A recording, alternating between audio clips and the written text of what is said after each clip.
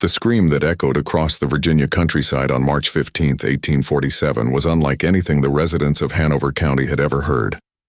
It wasn't the cry of livestock in distress, nor the anguished sound of a woman giving birth. It was deeper, sharper, more alien, something that carried a weight of terror that lingered long after the echo faded. That scream would mark the beginning of one of the most disturbing cases ever to be buried in sealed courthouse records. In the days that followed, 13 members of the Calloway family were discovered brutally dismembered in their plantation home, their bodies arranged with surgical precision that baffled investigators for decades. The sheriff's report, hidden in archives until long after the Civil War, described cuts so methodical that they appeared to have been performed by someone with an intimate, almost scholarly, knowledge of human anatomy. The prime suspect was a man known only as Isaac, an enslaved worker who had disappeared without a trace the very night of the killings. His absence left behind a void of unanswered questions, and evidence so chilling that even hardened lawmen struggled to accept what they were seeing. What made this case truly unsettling was not only the brutality, but the cold artistry of the violence, a deliberate arrangement of the dead that seemed to mock the living. In antebellum Virginia, where order and hierarchy were prized above all else, the events at Calloway Manor shattered every assumption about power, control, and the unspoken line between master and slave. Hanover County in the spring of 1847 was a land of contradictions. Tobacco fields rolled endlessly across the hills, the dark green leaves promising fortunes for those who owned the land. The Pamunkey River carved its way through the countryside, its waters feeding the plantations and serving as a trade artery to Richmond. Grand houses rose like white sentinels above fields tilled by hundreds of enslaved men and women who labored from dawn to dusk under the Virginia sun. On the surface, life was genteel. Families hosted elaborate dinners, rode in fine carriages, and discussed politics over brandy and cigars. But beneath that surface lay a system sustained by cruelty, surveillance, and fear. The Calloway plantation stood as one of the county's crown jewels, more than 2,000 acres of fertile land passed down through 3 generations. Built in the 1760s by patriarch Silas Calloway, who had made his fortune in tobacco and coastal trade, the estate boasted a massive 3-story mansion with white columns, a sweeping porch, and a commanding view of the surrounding property. By 1847, the plantation was run by Silas's grandson, Cornelius Calloway, a man known for his stern efficiency and obsession with control. Unlike some of his neighbors, Cornelius didn't rely heavily on overseers. He insisted on running every detail himself, from crop schedules to the punishment of workers. Medium in height but imposing in demeanor, with steel-gray eyes and prematurely silver hair, he projected an aura of authority that left few daring to challenge him. Cornelius's wife, Margaret, was the daughter of a prominent Richmond banker. Together they had 4 children: Samuel, aged 22, Elizabeth, 19, Thomas, 16, and young Mary, just 12 years old. Living with them were Cornelius's aging mother, Prudence, a sharp-minded matriarch of 78, and Margaret's unmarried sister Catherine, who had moved in after their father's death the year before.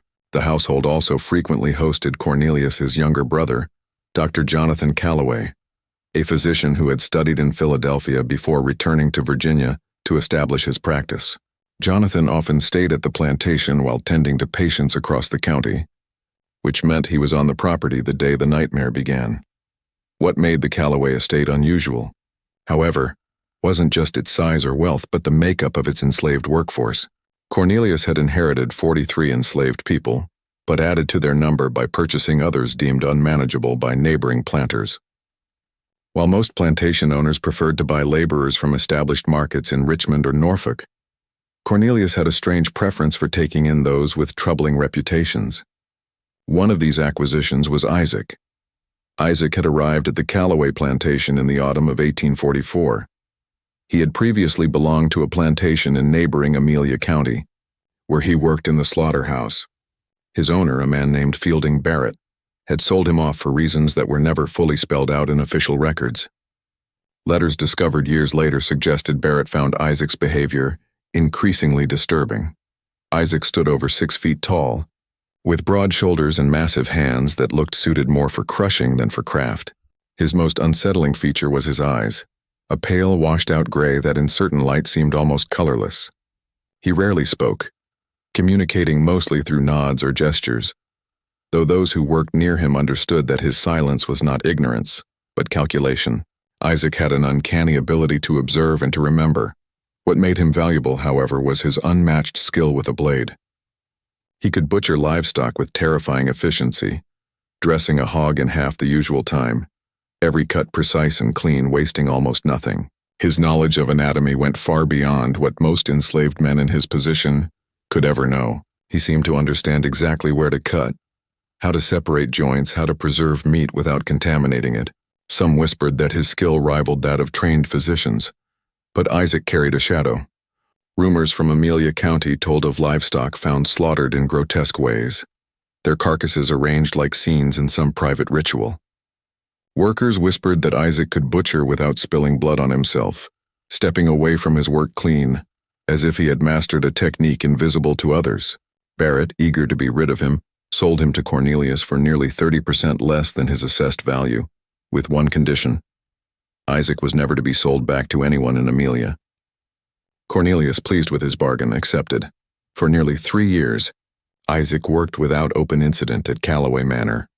He was given charge of the slaughterhouse, a brick building 200 yards from the main house, built to remain cool in Virginia's suffocating summers. There, Isaac worked alone as he preferred. His tools were arranged with military precision. Knives of every size hung from pegs, whetstones lined neatly in rows, cleavers polished until they gleamed. The building, despite its purpose, was always immaculate. Visitors marveled that it bore none of the usual stench or stains of butchery. It was as if Isaac had found a way to make slaughter antiseptic. The morning of March 15, 1847 began like any other. The spring air carried the scent of tobacco seedlings and damp earth.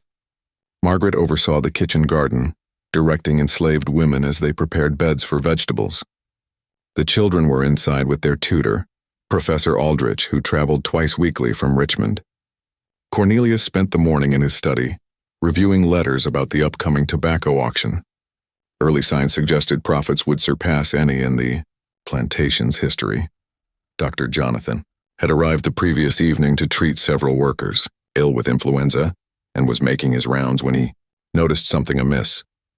Approaching the slave quarters after noon, he found them unnervingly silent. Expecting to see patients recovering under old Bessie's care, he instead caught a metallic odor on the breeze. It was not the smell of illness or waste. It was sharper, unmistakable, the scent of blood. That was when he noticed Isaac's cabin door ajar, swaying in the wind. Isaac was known for keeping his space private, always closed. More troubling were the stains on the threshold, dark, dried, and unmistakably blood. With mounting dread, Jonathan stepped inside. The air inside Isaac's cabin was heavy, damp, and silent. At first, Jonathan thought he was looking at sides of pork hanging from the rafters. The cuts were so exact, the flesh so neatly trimmed, that his physician's mind leapt instinctively to livestock. But as his eyes adjusted to the dim light, the truth crashed over him like ice water. These weren't animals. They were human. Limbs, torsos, and organs had been suspended with such mathematical precision that they seemed less like trophies of violence and more like exhibits in some grotesque museum.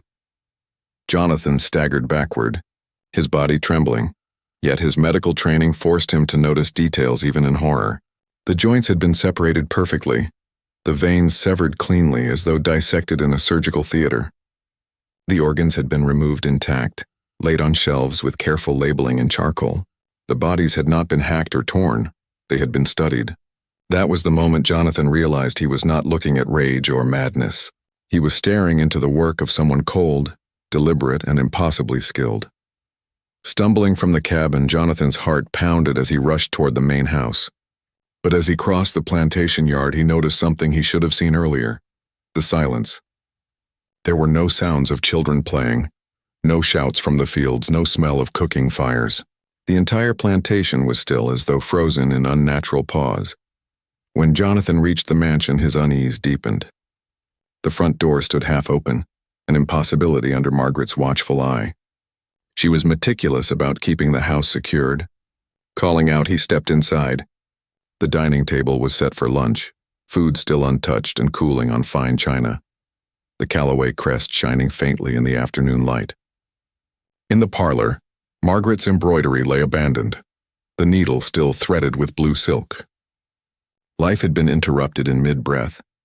It was on the stairs that Jonathan saw the first trail. Dark stains, the same color he had seen at Isaac's cabin, smeared across the carpet in a line leading upward. The marks weren't splattered as from a struggle, they dragged, steady and precise. Against his better instincts, Jonathan followed them. In Cornelius's study, he found his brother seated at his desk, ledger open before him as though still reviewing accounts. But his head had been severed and placed neatly on the polished wood, his face angled toward the ledger like some grotesque paperweight. There was no sign of a fight. The room was immaculate, every detail in its place, except for the impossible presence of Cornelius's lifeless gaze. Room by room, Jonathan uncovered the fate of his family. Margaret was in the master bedroom, her body posed as though arranging flowers in a vase. Her head, removed with the same surgical precision, rested among the blooms. The children, Samuel, Elizabeth, Thomas, and little Mary, were found in the nursery, their bodies seated in a circle as if playing a game. Their severed heads had been placed in the middle, arranged to look as though they were conversing. On the back porch, Prudence sat upright in her rocking chair, her Bible open beside her. Her head had been placed neatly on the side table next to her spectacles as though she were calmly reading. Catherine was found in the kitchen, her body poised in mid-motion over bread dough, her head laid on the cutting board she had been using. Each scene was staged. Each death had been transformed into tableau, as though Isaac had been composing art from flesh. And everywhere Jonathan noted what should not have been possible. No blood. Despite the brutality, the house was clean, too clean. The bodies had been drained, the wounds impossibly tidy, as if Isaac had killed elsewhere, and returned only to arrange. When the sheriff arrived the next morning, summoned by Jonathan's frantic midnight ride, he brought deputies and the county coroner. Sheriff Thomas Hawthorne had seen violence before, murders, uprisings, drunken fights turned deadly. But nothing like this. His first question was how one man could dispatch 13 people without a sound, without a struggle. There were no broken locks, no shattered windows. The Calloways appeared to have allowed their killer inside willingly. Coroner William Fletcher examined the bodies and confirmed what Jonathan already knew. Every cut was exact, every wound the same. Each person had died from a single incision across the throat, severing arteries and veins in one stroke. It was swift, efficient, the work of someone who knew anatomy in intimate detail. Fletcher also found something stranger still. The bodies showed no signs of the usual decay, even hours after death. Their skin retained warmth, their color, as though life had only just departed, yet their blood was gone. It was as if the killer had drained them completely. The search for Isaac began at once, but the investigation quickly twisted into something more disturbing when 3 other enslaved workers were found dead as well. Moses, a field hand, was discovered in his cabin, posed as though asleep. Sarah, a cook, was found in the garden, hands resting gently on a basket of vegetables. Peter, who had often assisted Isaac in the slaughterhouse, was found inside that very building, posed as though cleaning tools. All 3 had been decapitated with the same surgical care, their heads carefully placed nearby. Isaac had spared no one. Investigators combed Isaac's cabin again, this time tearing up floorboards. What they found chilled them to the core. Journals written in elegant, educated script. Page after page, detailed observations of life at Calloway Manor. Who rose at what hour, who walked which hallways, which doors creaked, which servants feared which punishments. He had recorded every routine, every habit, every weakness. These weren't the ramblings of an uneducated slave. These were the notes of a man trained in science, in discipline. Even more disturbing were the drawings, precise anatomical sketches of human bodies, organs and bones, the kind one might find in a medical textbook. And woven between the observations were tests Isaac had conducted. He had shifted objects in rooms to watch the family's reactions, mapped sleeping patterns, and recorded the creaks of every floorboard. He had been studying them, not as people but as subjects in an experiment. Professor Aldrich, the children's tutor, was brought in to analyze the journals. As he translated Isaac's meticulous notes, a portrait emerged of a man preparing for something he called his final experiment. He described the Calloway family not as masters, but as specimens. He had charted the precise order in which he would end their lives, how he would pose their bodies, how he would use death itself as an artistic medium. Sheriff Hawthorne realized then that they were not hunting a runaway slave. They were hunting something far more dangerous, a man with the education of a physician, the patience of a scientist, and the soul of a killer, and Isaac was still out there. For weeks, Hanover County was gripped by fear. Search parties scoured woods, barns, and riverbanks, but Isaac seemed to vanish like smoke. Every lead collapsed into nothing. Some swore they'd seen him near the Chickahominy River, others near Powhatan, but no one could catch him. What made the pursuit harder was the inconsistency of descriptions. Some witnesses called him towering, others average in height, some said his skin was light, others claimed it was dark. Isaac seemed able to shift himself like a shadow, blending wherever he chose. The journals raised even darker questions. How had a man in bondage learned anatomy so precisely? How could he write with the practiced hand of an educated scholar? It was a blacksmith named Samuel Woodson, a free man from Farmville, who brought the most unsettling answer.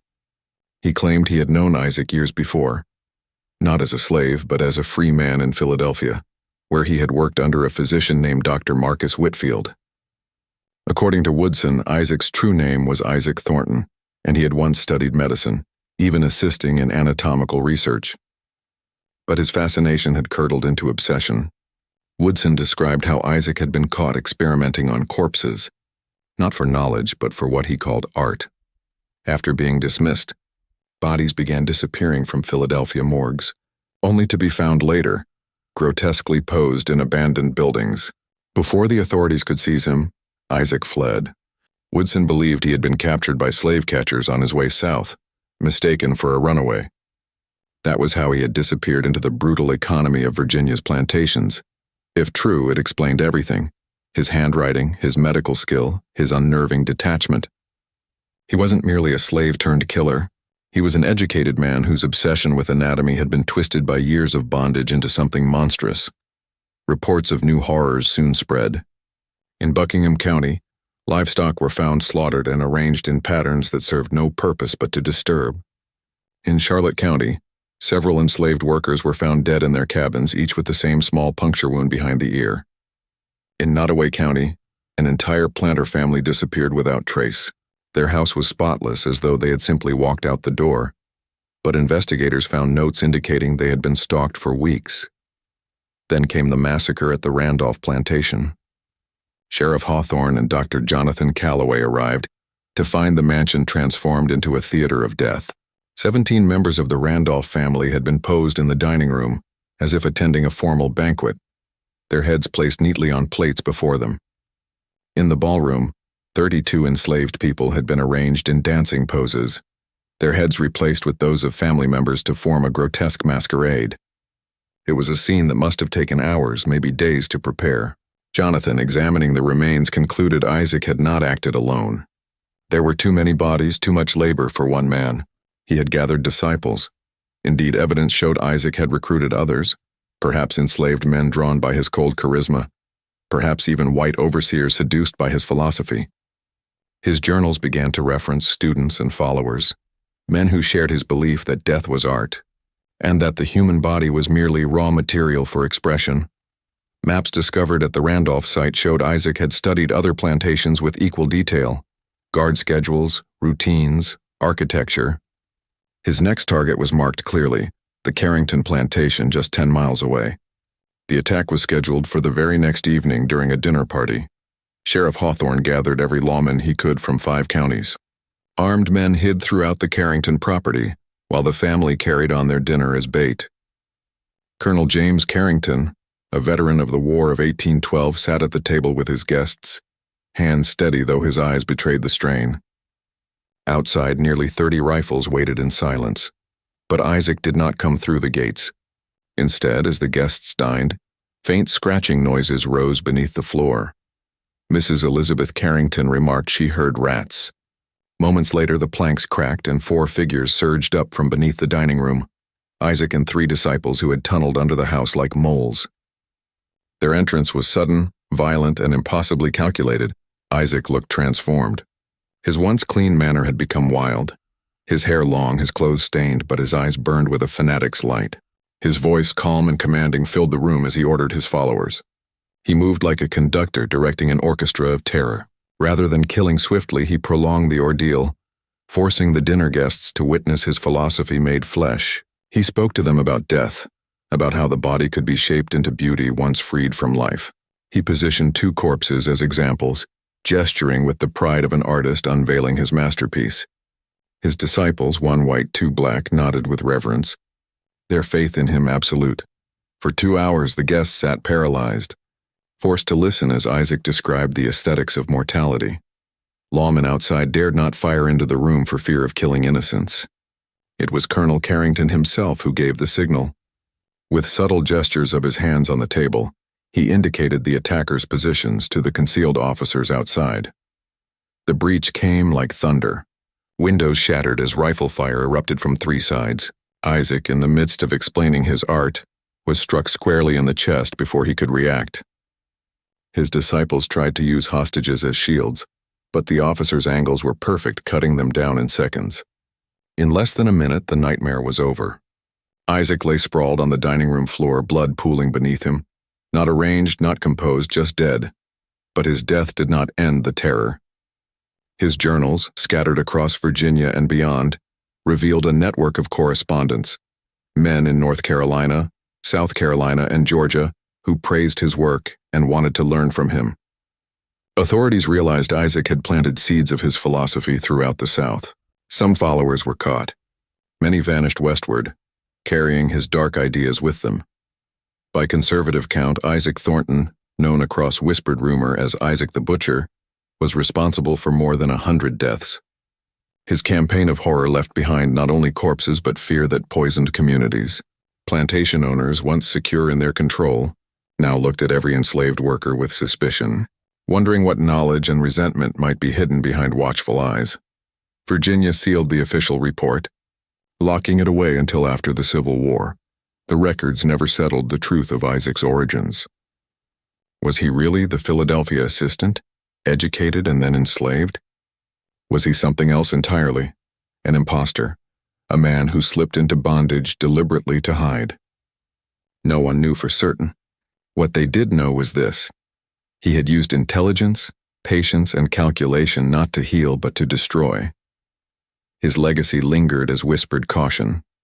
The idea that evil need not be savage or chaotic but calm, deliberate, and rational. That was the true horror Isaac left behind. He proved the greatest monsters are not the ones who lose control, but the ones who plan, who calculate, and who kill with steady hands as if they were simply doing their life's work.